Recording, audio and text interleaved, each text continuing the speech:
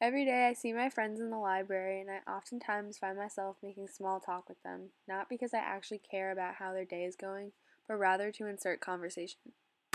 After a long day at school of doing pointless work and participating in other bullshit, I get ready for track in hopes to release some existential angst and find meaning in something I am voluntarily doing. As I run, I realize that in a way the circle of the track explores this metaphor from Nietzsche, saying that time is a flat circle we are doomed to live this life over and over.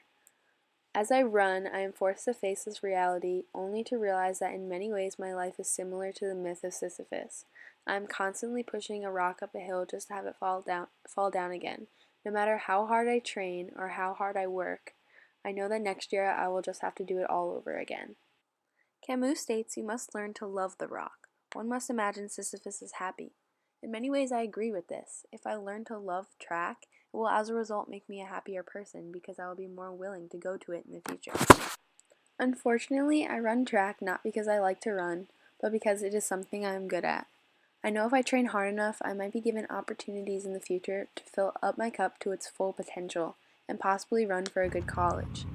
I'm using track as a means to an end, and I'm not doing it because it is my passion or because it interests me, but rather I'm using it to benefit my future self. This project has overall made me realize that I categorize myself as all theory and no action. Although I have uncovered many problems within my own life and have pinpointed possible causes for my existential angst, I know I will still continue to my past habits. Despite uncovering these truths by using the philosophy I've learned this year, I know I will succumb to following the crowd.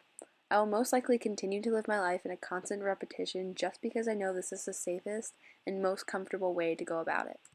Once I am almost home, I realize that I'm in desperate need of gas. Although I have little money and no time to turn back, I decide not to freak out due to the fact that I have been recently practicing stoicism. There is nothing I can do about the situation, so I might as well just turn the music up and choose to be happy. After all, as we learned, becoming angry or stressed in a situation is a choice. If I convince myself that everything is okay, then I will immerse myself in a lifestyle where everything is in fact okay.